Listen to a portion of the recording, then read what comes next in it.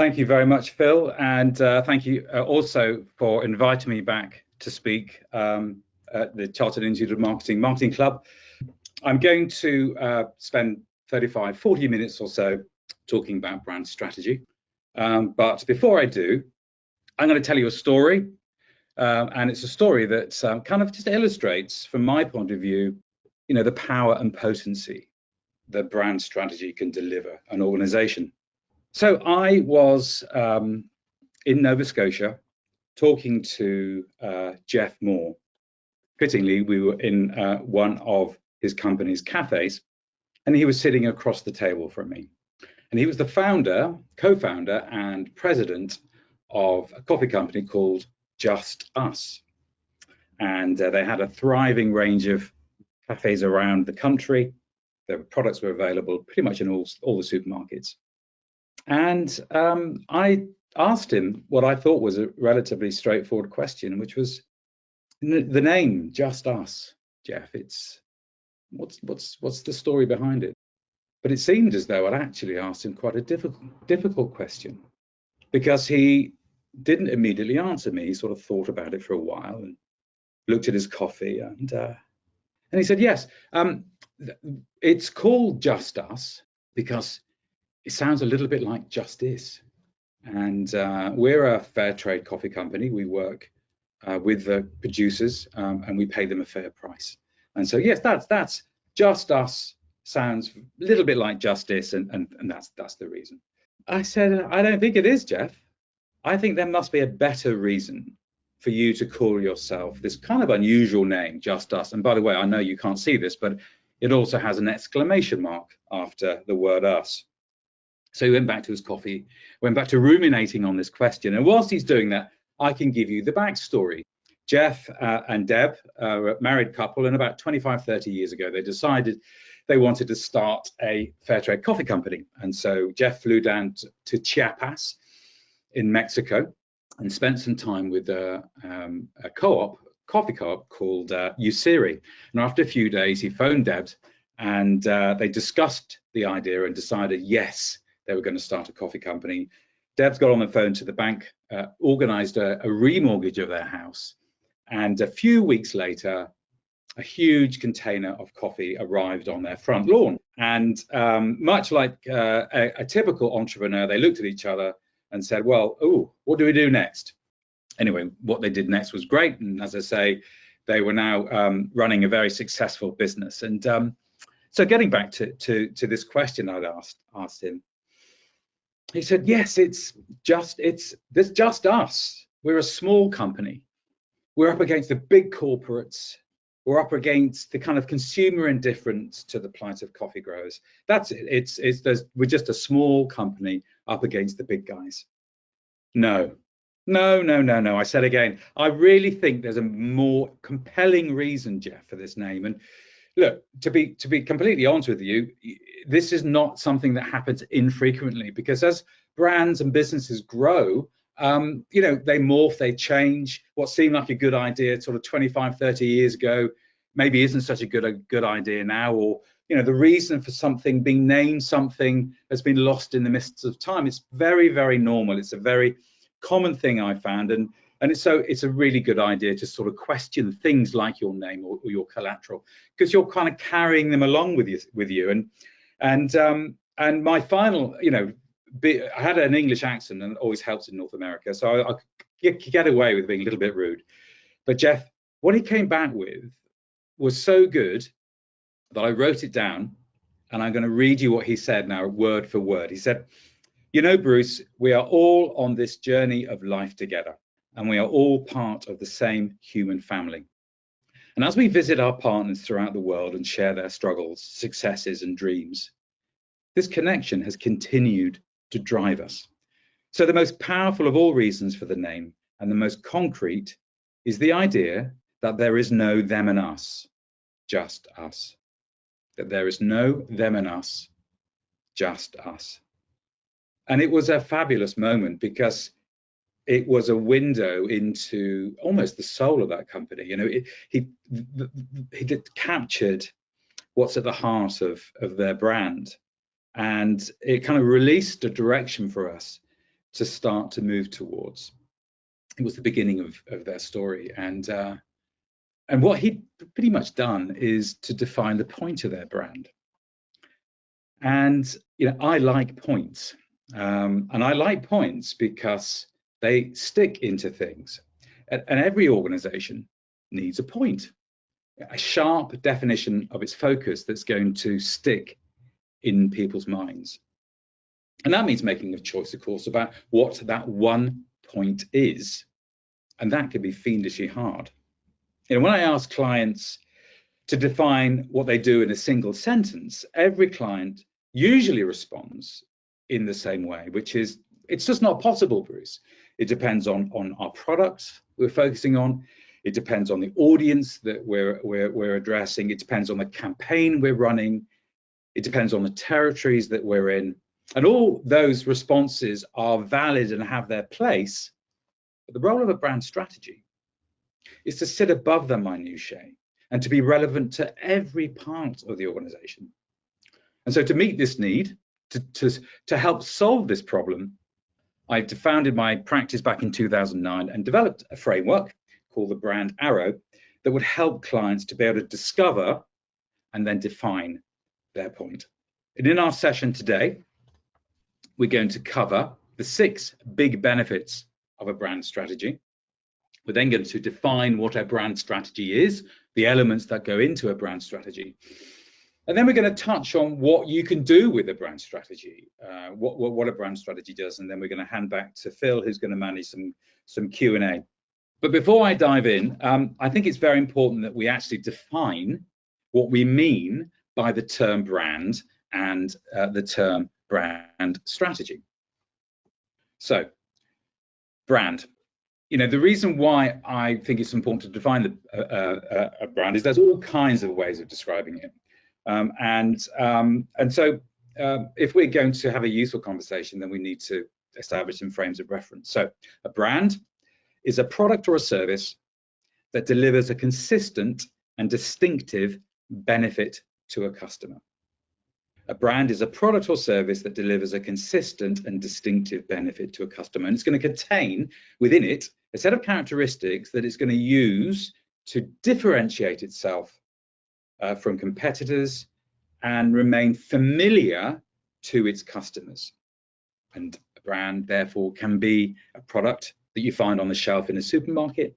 It can be a professional service, a B2B brand, a B2C brand. It can be a charity, a fashion label. For any organization that has a point or a point of view that it wants to communicate is a brand. And a brand is created by or driven by a brand strategy. And I like to think of a brand strategy as simply a framework for you to make good choices about your brand. What a brand strategy is going to do is going to help you prioritize the purpose and character of all the different facets of your organization. So your services, your products, your messaging, your values, your culture, your sales, your marketing, how you treat your customers, your ambitions, all those things, all those facets, a brand strategy will be able to represent in a way that's relevant for every element and true for every element. So its role is to kind of discover, define, and order the key elements of your brand story. So let's have a look at what these 6 big benefits are that I mentioned that we need to look at as the first part of this presentation. Okay. Well, the first is that it is for everybody. It's for the whole organization, just as I've just alluded to in terms of what a brand strategy is.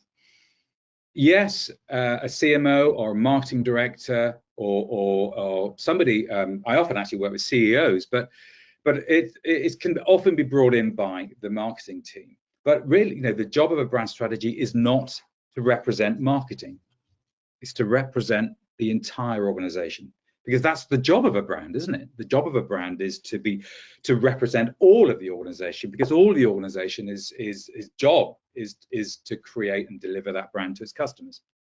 It stands to reason, doesn't it, that if everybody in the organization is aligned, if everybody is on the same page, is headed in the same direction, you're going to stand a much better chance of success than an organization that doesn't have that alignment, And I actually think this alignment helps you to be much more efficient in how you use your resources, because you're going to have a business, have a brand that has consistency in how it communicates itself across its channels. There's going to be cohesion within the organization, There's going to be a real sense that, we know what our brand stands for, we know where we're headed.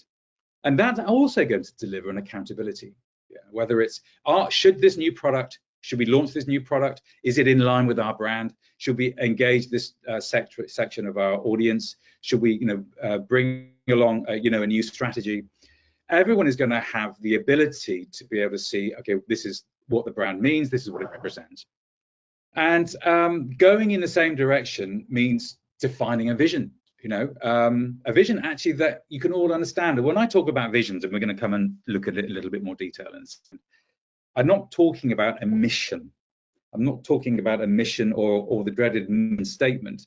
I'm talking about being able to define somewhere that you can all understand and somewhere for you to head to. And we'll come on to look at that very shortly. Brand strategy is going to distill your true value. That conversation with Jeff Moore at Just Us, was the beginning of a process where we were just kind of unearthing truths about the organization. We would kind of sometimes call it, digging for hidden treasure, stuff that you've forgotten about. So that's a distilling your true value. And the process will also allow you to be able to really define in a crisp way, actually, what are our key messages? I don't look for long lists when I'm developing key messages. I look for a list, i.e., what's the first thing, what's the second thing, what's the third thing? And we'll come on to look at key messaging in the second part of this presentation. And finally, I think the job of a brand strategy that helps the entire company is to make you relevant to your customers and different from your competition. And that alludes back to the job of a brand. So some very significant benefits a brand strategy will deliver to the entire company. So let's go on to look at the elements that make up a brand strategy. And I'm going to look at four. The vision, where I've just very briefly talked about the vision. Your positioning, which is kind of capturing the essence of your brand. Your proposition, how you express that essence. And then your brand values, the character of your brand. Knowing where you're going means when you arrive, you'll know you're there. If you don't define where you're going, well, how do you know when you've got there? And I'm being playful here, but it's so important that an organization defines in a clear way where it is headed. I think of it as a destination. That for me is the most helpful way, of thinking about where is it that we are going, because we all need to get to that place, How do you do that? What makes up a brand vision, and why is it kind of different from, say, for a mission? Well, I think there are three key attributes to a brand vision. A brand vision needs to be big, broad, and long. It needs to be big because you're defining an ambition for your business. So you kind of want it to be big. You want it to be a stretch, and it needs to be broad insofar as it needs to be relevant to the entire organization. It's not a marketing or a product ambition. It's for the whole company. So it needs to be broad, and it needs to be long, or rather long term. And that, depending on the sector you're in, that can mean anything from, 18 months for a startup or a scale up that clients that I work with, right the way through to 5 to 7 years down the line. And what we're trying to do is to kind of move beyond the transactional, to look at something in the kind of middle distance.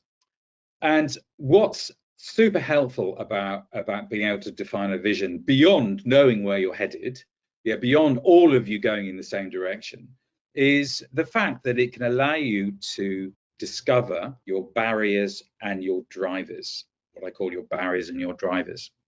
So let's start with your drivers. What assets do we have as a business that is going to help us move towards our vision, because I think that's the job of a brand strategy. The job of a brand strategy is to equip you to move towards your destination. So we need to know what that is. The brand strategy needs to be able to define that vision.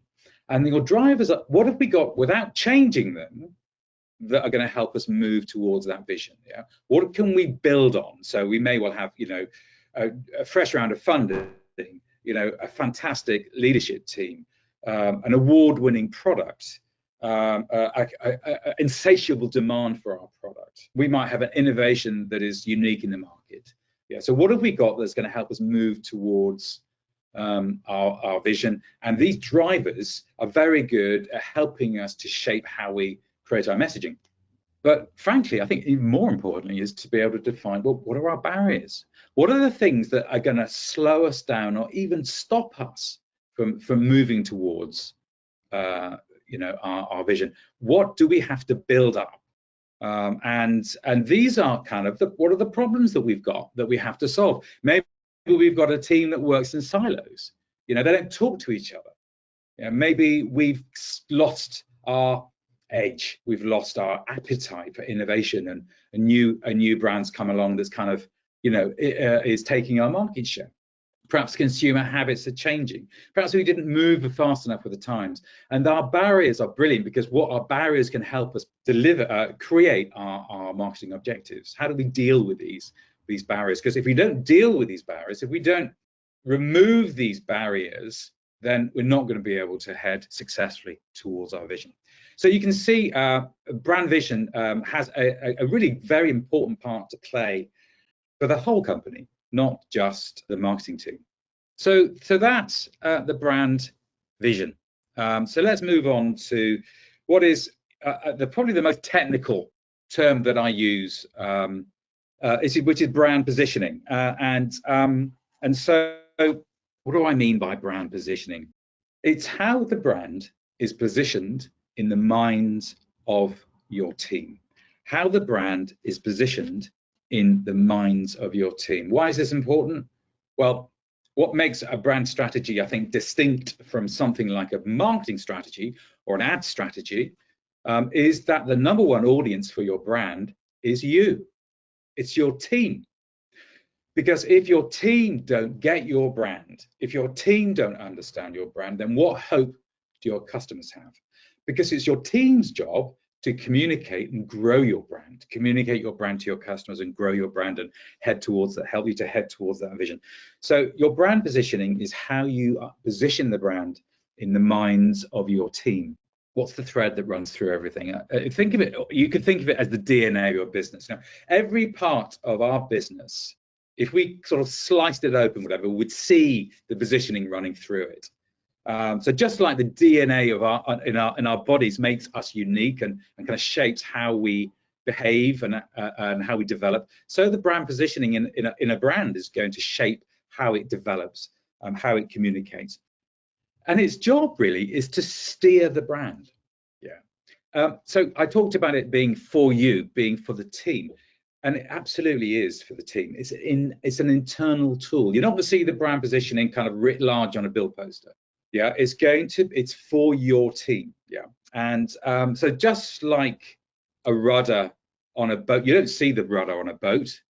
Yeah, but you see the direction it takes the boat. Well, this is the same principle with the brand positioning. It starts to steer the brand. Well, your brand positioning is a single word. That sounds frankly impossible. I'm usually told it is impossible, but it isn't. It's entirely possible, because I'm a great believer in less is more. You know, I'm a great believer that the fewer the words, the more potent they become. And you know, I talked earlier on about the idea of a brand strategy being a framework to make good choices. You have got to make those choices as the brand owner. That's your responsibility. Yeah, it's not the responsibility of the graphic designer or the web agency or the ad agencies that's presented with a whole host of choices. Yeah, it's your job to make the choice about what your brand stands for. And so I think by kind of restricting the number of words to the bare minimum, you are giving very, very clear direction to your team internally, to your agencies, and of course to your customer. Think of it like this. If you are, boiling a sauce, you're reducing a sauce. The more you reduce that sauce, the more flavorful, more delicious it's going to become. And it's the same with the brand positioning. The more we can distill down the essence of our brand to a single word, the more potent and the more powerful it will become. Brand positioning. And I've said that the brand positioning is for you. It's an internal tool, which it is. The brand proposition is how you express that positioning to your audiences. Yeah, it's a few carefully chosen words that's going to express the essence of your brand in a way that's clear, honest, and motivating, and is written for all of those who need to understand the brand. So what the brand proposition isn't is War and Peace. It's not a lengthy discourse. You could think of it, if it's helpful, as a slogan, although its job goes beyond purely the job of a slogan, because it needs to engage your audience as well. Think of it as the start of your story. Yeah, it's the introduction. It's the first few words of the story that you are going to tell about your brand. And these 5 or 6 words will appear pretty much everywhere your brand appears. So they may well appear on your business card. They'll maybe appear underneath your logo. They'll be on your website. And so the idea is that you are starting to tell the beginning of your story. Now, I like to think of your proposition kind of like as an open door into your brand. What you are doing with your proposition is you are helping your customers to seamlessly walk into your brand, to come into your store. Yeah. And so you want that proposition to be as useful as possible for your team to start to talk about the narrative of your brand. Yeah. You want those doors to be as wide open as possible. And if your brand proposition is wrong, or if you've got something in the way you describe your brand that you can't quite remember why you say this, or it's a hangover from a different era, or whatever it may be, then what you're in effect doing is you're placing a great big boulder in front of those open doors, and you're having to kind of squeeze round the boulder to get into your brand. You're having to help your customer. Oh yeah, I know that we talk about that, but actually we're all about this. Yeah. And so a brand proposition kind of gets rid of that boulder, and it helps you to be able to very easily walk your customer into your brand. If you've got a brand proposition that's wrong or misleading, yes, it may be a struggle to get your customers into your brand, but you know what could be worse? They don't even see your brand because your introductory messaging isn't right. So this brand's not for me. I'll move on. So brand proposition, I thought I'd tell another story. And being fair to the tea drinkers of this world, this is a story. We've had a story about coffee, so I'm now going to tell you a story about tea. This is a story about a brand of tea called Hampstead Tea. It's a sort of super premium brand that is stocked in very high-end stores around the world. You'll find it in Harrods, in Harvey Nicks, and the reason for me telling this story is that they did have a point, and you know how obsessed I am with points. So they did have a point, but their point wasn't very sharp. Hampstead Tea is a biodynamic tea, and you may well be asking yourselves, as I did, well, what's biodynamic?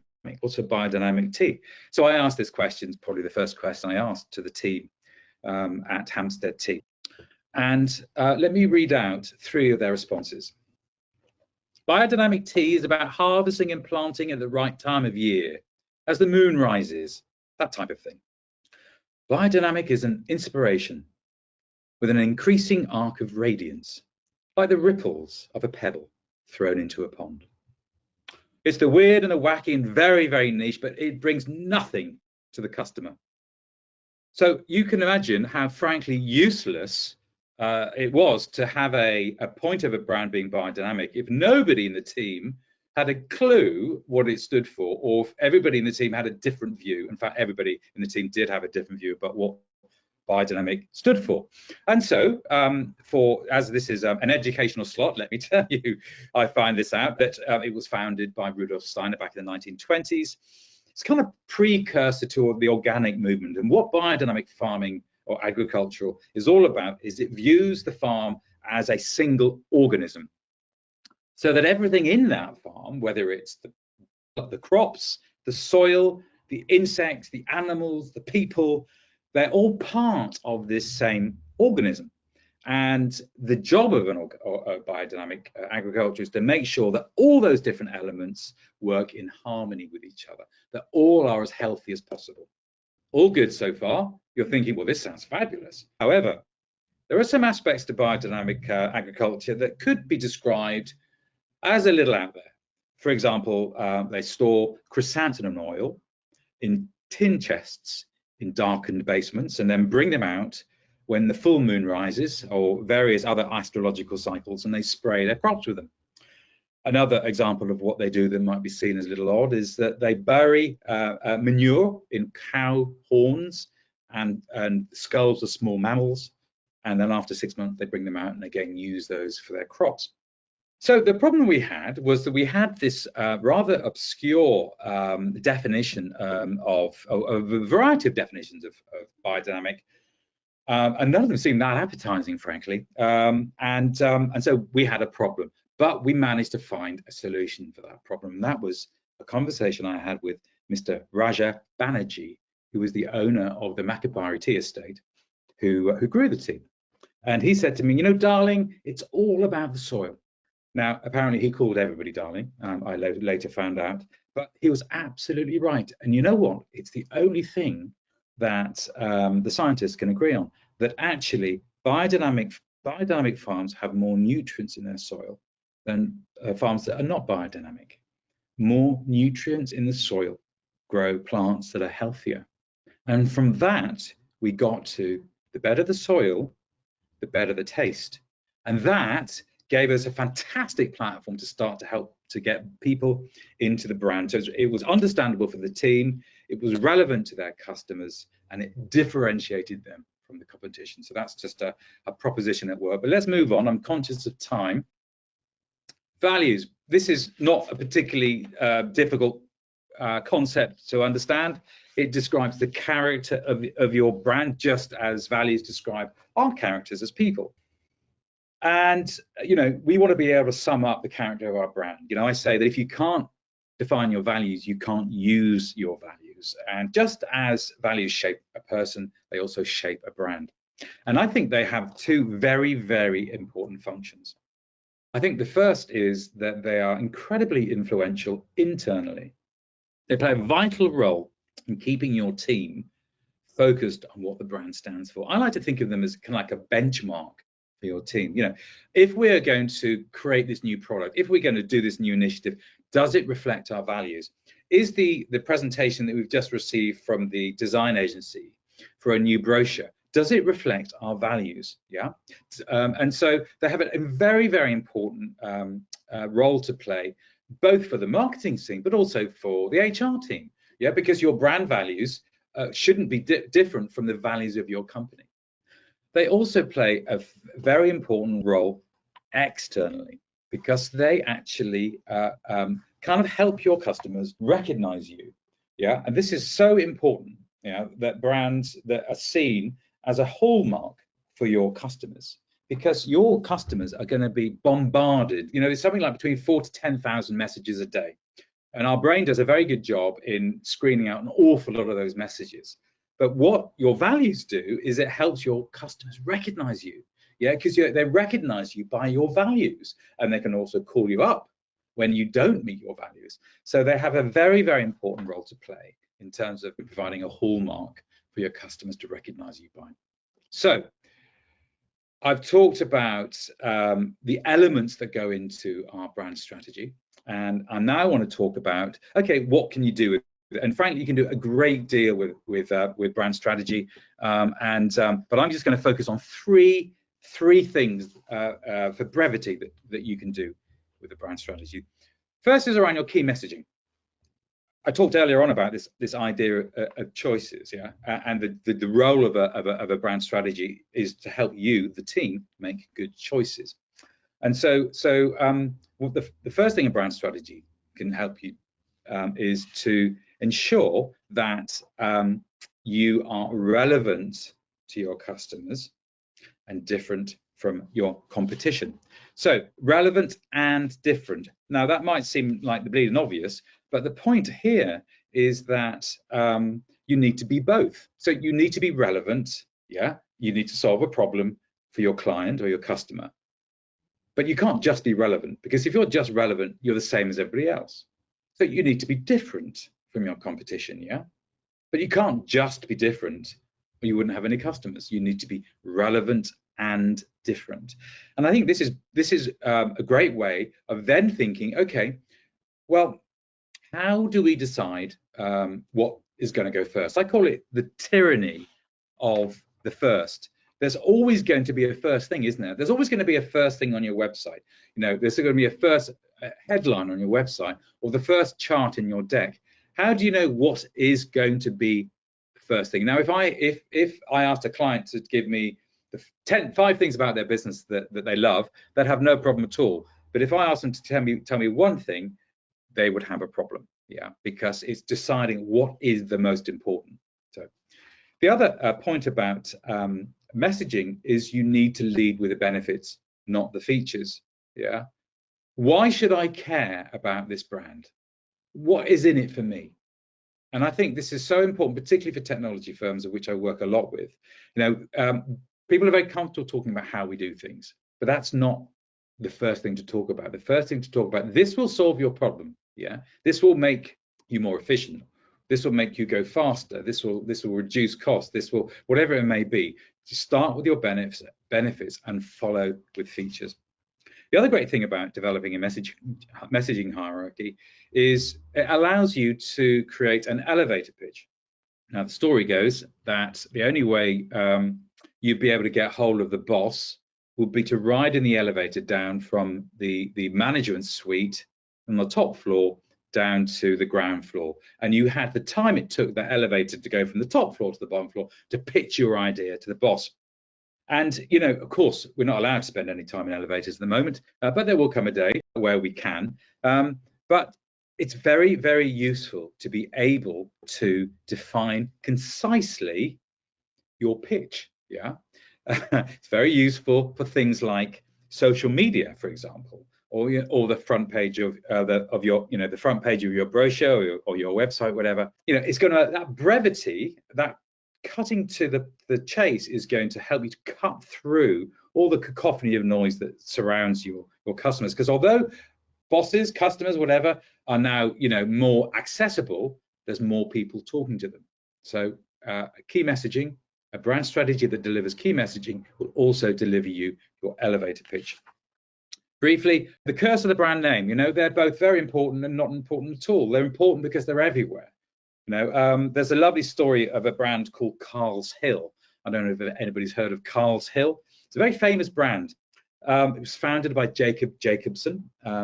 He was a collector of art, a passionate believer in science, a very successful business person. And he decided to put all those skills together to create the perfect beer. He bought a brewery and he built it on top of a hill, and casting out for a name, he decided very nicely to call it after his son, Carl. So, and as the brewery was on a hill, the brand was called Carl's Hill. I forgot to mention. The brand, of course, was a Danish brand, and so the hill was a berg, and hence the name Carlsberg was born. Fast forward to this century, you know, and it's a testimony to the power of that name, that when the brewer recently changed every aspect of the brand, from its formulation to its packaging, the name stayed. The brand is the most visible feature of a brand. So think carefully before changing the name of your brand.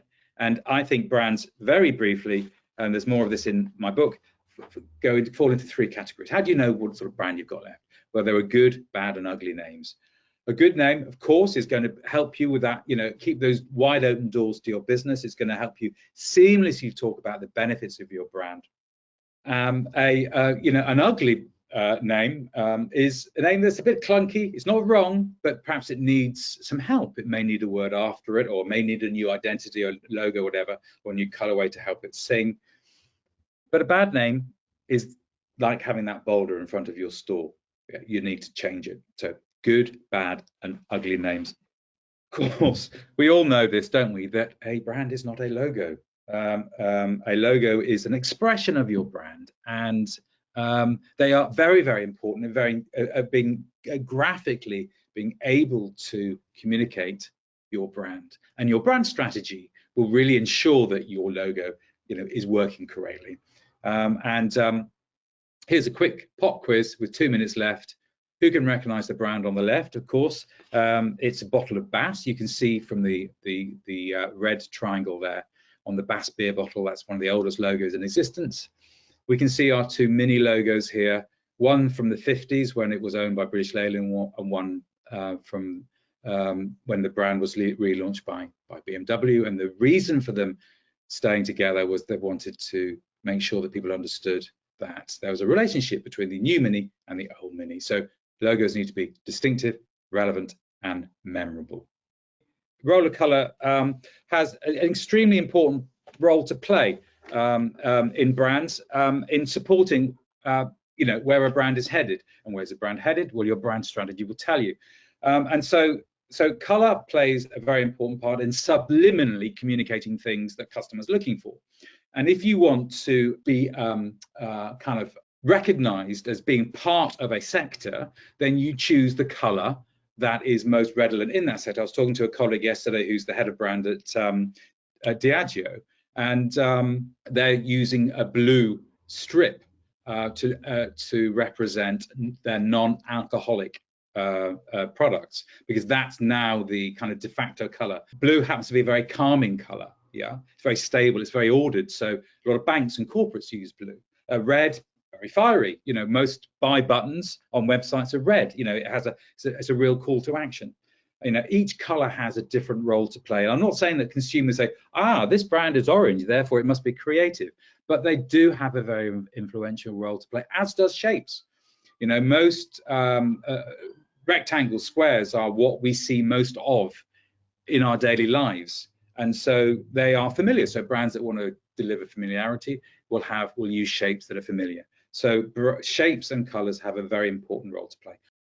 I put all this into a book called What's Your Point? I'm delighted to be able to say that it's on offer at the CIM bookshop. And if you have questions for me that we don't get through tonight, do please drop me an email. I'd love to hear from you, bruce@thebrandarrow.com. And you can find all kinds of stuff on my website or my YouTube channel that goes into brand strategy. So it's been a pleasure to talk to you. I'm now going to hand back to Phil, who's going to manage our Q&A. Thank you.